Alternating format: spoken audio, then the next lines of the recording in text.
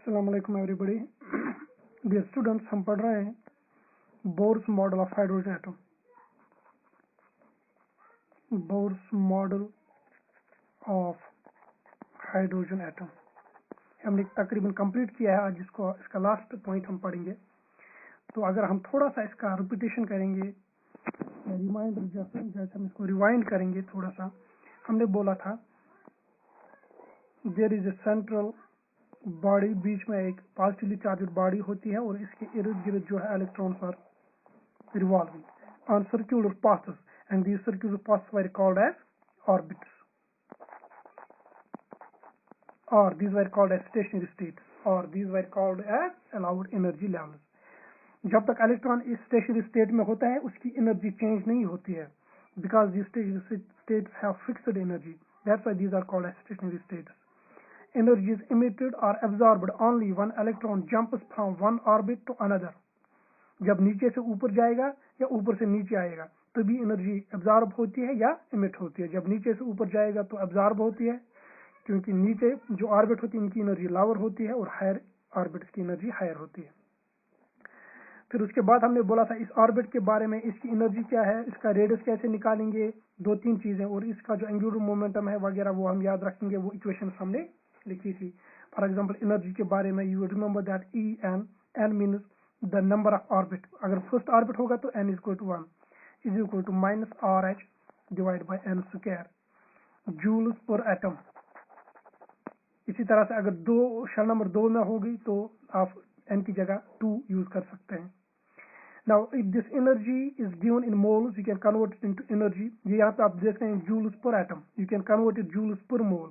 उस वक्त हम इसको इक्वेशन हमारी बनती है 1312 kilo joules divide by n square. तो इसमें एक और चीज यह है कि एनर्जी आप देख रहे हैं value of energy is minus sign. The energy value is in minus. इसको समझने की कोशिश करेंगे। What does this negative energy mean?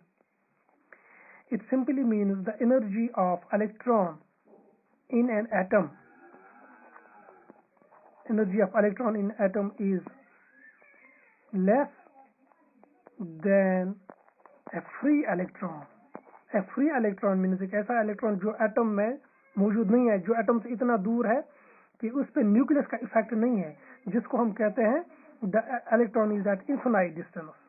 The electron is at infinite, यानी ये एटम है फॉर इसका न्यूक्लियस यहाँ पे है। एक इलेक्ट्रॉन इतना दूर है कि उस पे इस न्यूक्लियस का इफेक्ट नहीं है, या आप ये कह सकते हैं कि बिल्कुल इस एटम से बाहर ये इलेक्ट्रॉन है। इस इलेक्ट्रॉन को हम कहते हैं the electron at infinite distance. जब इलेक्ट्रॉन एटम में मौजूद होता है तो इस इलेक्ट्रॉन की एनर्जी कम होती है compare to the energy of electron at infinite distance. और जब हम this energy of electron at infinite distance is taken as zero, it is taken as zero. अगर आप इस एक्सप्रेशन से निकालेंगे E infinity is equal to minus RH divided by infinity, anything divided by infinity is equal to 0। तो energy of electron at infinite distance is taken as 0 और electron की energy atom में इस electron की energy से कम होती है, that means it should be less than 0। तो इसका ये साइन जो है माइनस पड़ जाता है। ये माइनस एनर्जी नहीं होती है, it simply means the energy of electron at infinite distance is taken as 0। ये 0 नहीं है, it's taken as 0। फिर जो है इलेक्ट्रॉन जब एटम में आ जाता है इट बिकम स्टेबल। स्टेबल होने का मतलब हो गया कि इसकी एनर्जी कम हो जाती है इस compare to this infinite distance. तो हम ये एनर्जी जो है इसलिए हम इसके सामने माइनस एक्सप्रेशन नेगेटिव साइन लगाते हैं। This is a bound system. Bound system में हम एनर्जी इलेक्ट्रॉन की नेगेटिव लेते हैं। आज हम आगे बढ़ेंगे। द बोर्स मॉडल, ये बोर्स के जो मॉडल हाइड्रोजन एटम के पोस्टुलेट्स हैं, you write down these this Bohr's theory can be applied to hydrogen like atoms। you write down the Bohr's theory or Bohr's postulates can be applied to hydrogen like atoms as well। अब hydrogen like atoms क्या है? वो सारे ion जिनमें सिर्फ एक electron होगा, those are called as hydrogen like atoms। for example helium में 2 इलेक्ट्रॉन्स होते हैं, इसमें से एक इलेक्ट्रॉन बाहर निकालो, इट विल बिकम He+। अब इसमें एक इलेक्ट्रॉन रह गया है, this is called as hydrogen like atom. Lithium का एटॉमिक नंबर 3 है, ठीक है।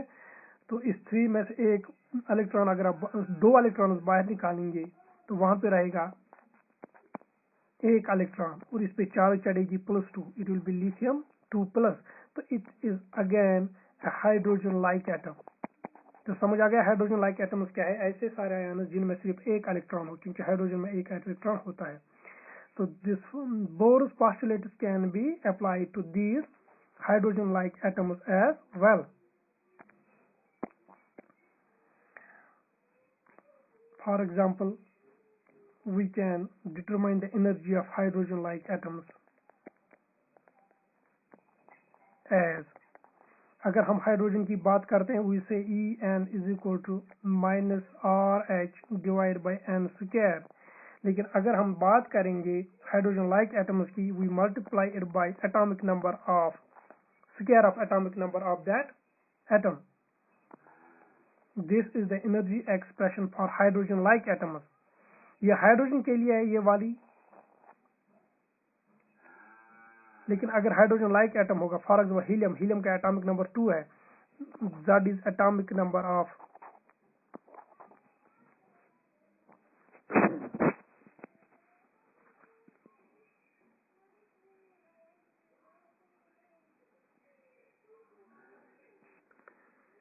तो यहाँ पे Z जो है इट इज एटॉमिक नंबर,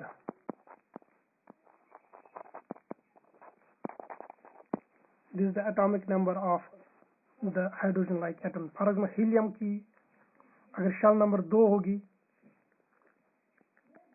या इस energy will be equal to -RH divide by n square, क्योंकि n हमने 2 लिया है, multiplied by Z square. What is Z? Atomic number of helium? 2 square. 2 square and 2 square will cancel out. It will be equal to -RH square. इसी तरह से we can do it for lithium. Suppose lithium की orbit number 3 की energy या orbit number 4 की energy क्या है? तो you write down energy 4th level of lithium is equal to -RH divided by 4 square, n square की जगह क्या लिखेंगे 4 square multiplied by Z square. What is Z? यानी atomic number of lithium, it is 3, so it will be 3 square. So this will be the energy expression for helium, energy of electron in lithium in shell number या orbit number 4. Okay. So this Bohr's postulate or Bohr's theory could be applied as well to the hydrogen like atoms. उसके बाद second thing, the radius of hydrogen like atom is given as A0 multiplied by n square divided by Z divided by Z. What is Z? Atomic number. तो अगर Z आप नहीं लिखेंगे then expression, ये वाली expression जो है this is the radius for hydrogen atom. लेकिन जब हम हाइड्रोजन लाइक एटम की बात करते हैं तो हम इसको डिवाइड करते हैं Z से। फॉर एग्जांपल हीलियम का रेडियस निकालेंगे थर्ड ऑर्बिट का, यू राइट डाउन Rn यानी R third of helium is equal to A0, where A0 is constant called as Bohr's radius equal to 52.9 picometers multiplied by, हम कौन से shell की बात कर रहे हैं? थर्ड शेल की। n की जगह क्या लिखेंगे? n की जगह हम लिखेंगे 3 square divided by Z. What is the atomic number of helium? It is 2. तो यहाँ से हमें मिलेगा radius of helium of orbit number 3rd. सो यहाँ से यहाँ तक हमारा बोर्स थ्योरी जो है या Bohr's model of hydrogen atom complete होता है। इसमें हमने कुछ पॉइंट्स पढ़े हैं, particularly all those points are related to the orbitals और स्टेशनरी स्टेट्स और अलाउड एनर्जी लेवल्स, जिनको हम शेल्स भी कहते हैं कभी कभी।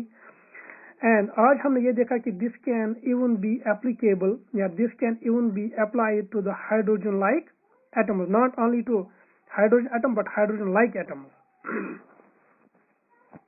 आगे बढ़िए and write down the limitations of, before going to the limitations you write down an example.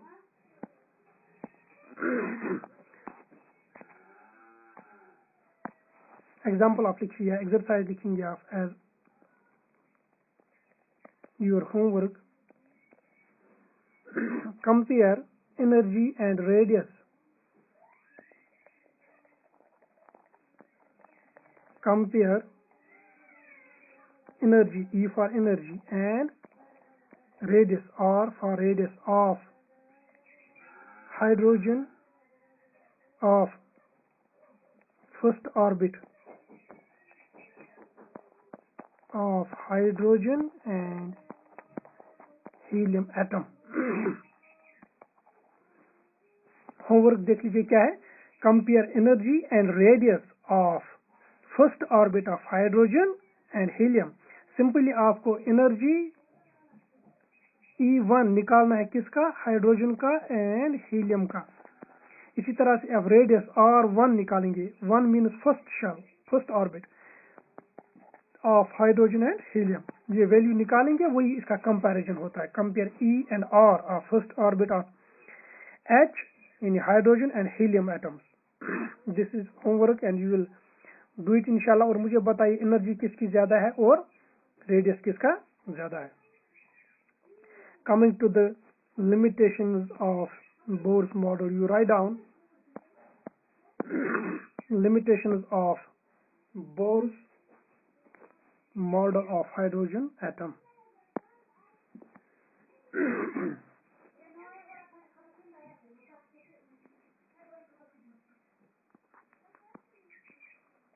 Limitations of the model. You write down first limitation. It violates Heisenberg's uncertainty principle. It violates Heisenberg's uncertainty principle.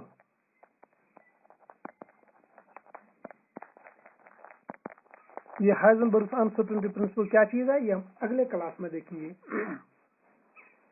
तो यहाँ पे आप इतना याद रखें, bore ने बोला था electrons are revolving on fixed paths, those are called as orbits. Heisenberg ने बोला था कि फिक्स्ड एक ये जो है माइक्रोस्कोपिक पार्टिकल, इसके लिए हम एक fixed path, we can not determine its exact path. यानी इसके लिए एक एग्जैक्ट पाथ हमारे लिए डिटरमाइन करना नामुमकिन है. ये हाइजेनबर्ग ने बोला था, जो हम आगे देखेंगे, अच्छी तरह से समझेंगे.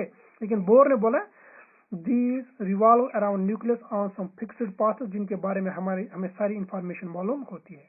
Number second limitation you write down.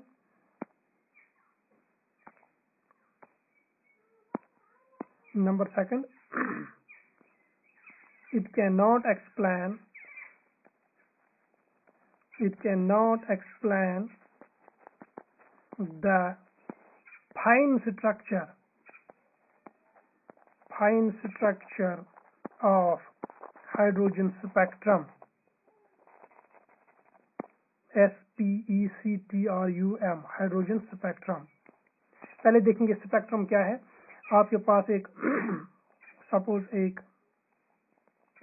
Prism है. प्रिज्म पे जब हम लाइट डालते हैं, it gets resolved into the different colours. यानी 7 कलर जो हम प्रिज्म से देखते हैं, 7 या 8 कलर, या कोई कलर आप सिंपली कहेंगे एक वाइट, यहाँ से लाइट आ जाती है, विजिबल लाइट जब ये प्रिज्म पे पड़ती है, इट गेट्स रिजॉल्व, ये टूट जाती है इनटू डिफरेंट कलर, जिनकी एक्चुअली बनी होती है. इसको हम कहते हैं स्पेक्ट्रम. क्या कहते हैं? The spectrum. This is spectrum. What is spectrum? This is the response that this prism gives to the light that follows on it. यानी प्रिज्म ने इस लाइट को क्या रेस्पॉन्स दिया? It resolve into different colours. अब अगर हम इस प्रिज्म की जगह हाइड्रोजन एटम डालेंगे या कोई और एटम डालेंगे, ये भी कोई अपना रेस्पॉन्स देता है लाइट को. हर कोई एटम जो है, it gives response to the light और electromagnetic radiation that follows on it, और वही रेस्पॉन्स होता है हाइड्रोजन स्पेक्ट्रम. लोगों ने देखा जब हाइड्रोजन प्रिज्म को रिप्लेस करेंगे, या सपोज आप हाइड्रोजन डालेंगे, when it gives it spectrum, इसमें हमें कुछ इलेक्ट्रोमैग्नेटिक रेडिएशन इस तरह से मिलती है. ये पहले देखा गया था. फिर जब सोफिस्टिकेटेड इंस्ट्रूमेंट्स आ गए, जब टेक्निक अच्छी आ गई, तो उन्होंने देखा हर एक लाइन जो है electromagnetic radiation, it is actually further made up of smaller lines.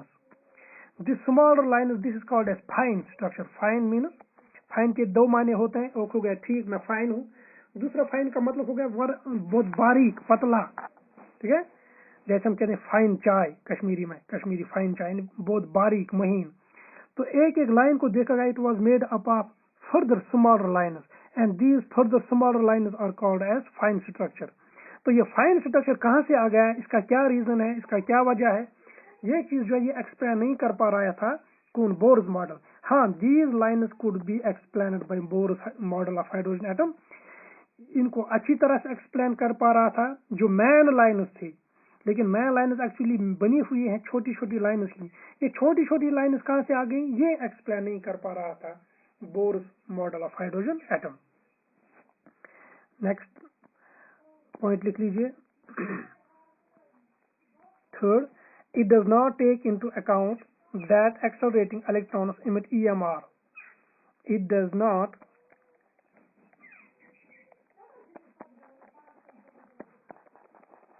take into account that accelerating electrons emit energy in the form of EMR, electromagnetic radiation. क्योंकि बोर्स मॉडल इसलिए फेल हुआ था क्योंकि इलेक्ट्रॉन वहां पे circular path में move कर रहा था एंड इमिट्स कंटिन्यूअस एनर्जी. तो बोर ने बोला था, लेकिन ये रदरफोर्ड ने बोला था कि it revolves on circular paths. फिर इलेक्ट्रोमैग्नेटिक जो है, इलेक्ट्रोस्टैटिक्स जो है, उसने बोला था या इलेक्ट्रोडायनामिक्स है जिसमें हम पढ़ते हैं चार्ज पार्टिकल्स इन मोशन, वहाँ हम ये प्रिंसिपल सीखते हैं या ये प्रिंसिपल जान लेते हैं. या प्रिंसिपल बताता है कि जब भी एक चार्ज पार्टिकल मूव कर रहा है सर्कुलर पाथ में, इट लूजेस एनर्जी. लेकिन बोर ने ये वाला पॉइंट जो है, it did not consider it did not take into account this possibility of physics के एक charge particle while accelerating loses energy. तो यहाँ पे इसने सिर्फ एजम्पशन लिया कि जब तक कि एक शेल में मौजूद है, एक फिक्स्ड शेल में, तब तक कोई एनर्जी लॉस नहीं होगी क्योंकि उस शेल की एनर्जी फिक्स्ड है. Next and important drawback is that it is applicable only to hydrogen atom और hydrogen like atom. Hydrogen atom को छोड़ के it could not this you can write down this theory could not be applied to any other atom other than hydrogen. Hydrogen को छोड़ के ये वाला चीज जो है, ये concept this could not be applied to other atoms. It could only explain the hydrogen atom, properties of hydrogen atom, yes, structure of hydrogen atom. This is the Bohr's model of hydrogen. Tomorrow inshallah next class में हम पढ़ेंगे dual nature of electromagnetic radiation. इस hydrogen atom के बारे में अगर कोई confusion होगा जो आज हमने कंप्लीट किया है, तो मुझे ग्रुप में मैसेज दीजिए एंड वी विल इंशाल्लाह डिस्कस इट देयर.